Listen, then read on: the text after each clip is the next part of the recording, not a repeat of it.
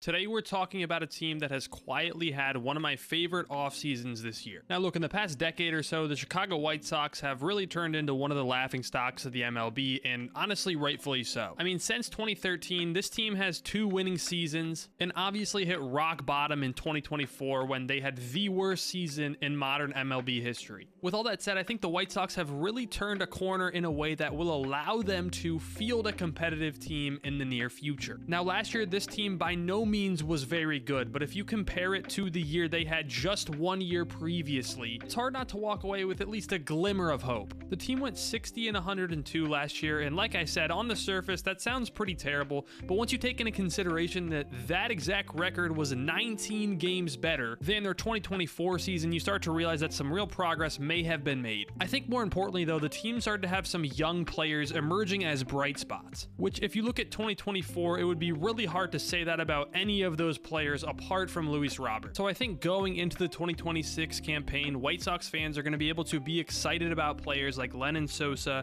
Colson Montgomery, Kyle Teel, Shane Smith, and others. I mean, between Shane Smith and Colson Montgomery alone, you have 2 guys who are coming off of very, very impressive rookie seasons. And while you're not ready to say you can build the whole franchise around them just yet, there's definitely a reason to believe that someday these guys can turn into those types of players. This is before I even get to mentioning the offseason additions that this team made, which, like I said at the beginning of the video, has quietly turned into one of my favorite groups this offseason. Let me be clear though, I'm not saying that the White Sox brought in the most talent by any means. It seems the Dodgers are able to do that every single offseason, and they did it once again this year. Based on pure expectations, I've been very pleasantly surprised with some of the guys the Chicago front office has been able to bring into the organization. Starting off very, very strong with Munetaka Murakami, I've been quite open on this channel with regards to how high I am on Murakami as a player and his ability to turn into one of the guys who hits for 40 plus home runs every single season. Definitely one of my favorite names in all of free agency, and to say I'm surprised that the White Sox were able to go out there and get this guy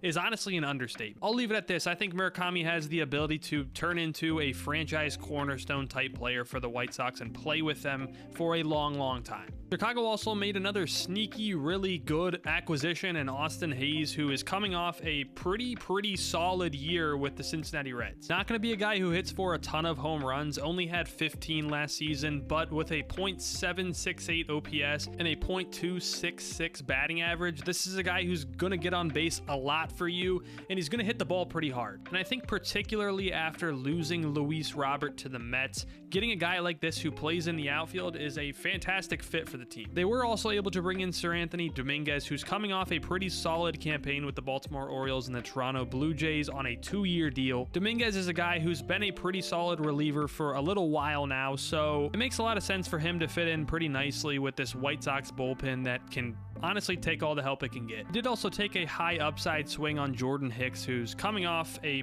pretty bad season to say the least, but you never know, he may be able to find his form in Chicago, and he's a guy who throws the ball really hard, so definitely understand why there was some interest there. They also brought in some guys like Luis Angel Acuna and Jared Kelenic, who probably won't make an impact for them this year, but could definitely be added to their farm system for potential future benefit. And speaking of their farm system, this is an organization that has 6 guys in the top 100 ranking. With guys like Bonnemer, Schultz, and Smith, they definitely have a very bright wave of talent coming up. There's always a question as to how well these guys will transition to the MLB play, but you'd much rather have higher rated prospects than not. Ultimately, I don't believe this White Sox team is ready to make a push for the playoffs or anything, but I certainly think they have laid the foundation and are starting to take the steps necessary to doing so. I think it's key for them in 2026 to win somewhere between 70 and 75 games, but we'll see. Anyway, that's all I have for today's video. As always, if you guys did enjoy, hit the subscribe button for weekly MLB content. I will talk to you all very soon. Bye-bye.